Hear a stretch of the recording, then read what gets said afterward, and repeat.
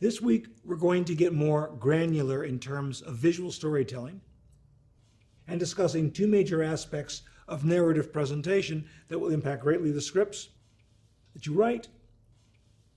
And that is the nature of scenes, sequences, and what does and does not go into each one. From an audience standpoint, a scene is the most important element in a film in terms of story.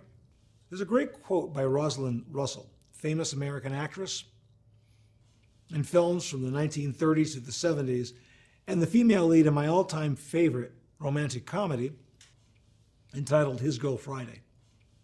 And she said this, she said, "Do you know what makes a movie work? Moments. Give an audience a half a dozen moments they can remember, and they'll leave the theater happy." And she was right, that's spot on. Interestingly, I find the brain muscles that one uses for acts and overall structure are completely different from those that one uses to write scenes. They're two entirely different disciplines. One being the big picture, again, that 10,000-foot view, and the other being the more finite details within that picture. By definition, a scene is a segment of story that takes place in continuous time in the same place. But more important in terms of content, a scene always has an objective, even if the audience doesn't know what it is at the time. A scene illuminates an aspect of the story or of character. It can set up something to be paid off later. It can pay off something that was set up earlier. It could be a transition ahead or backwards in time.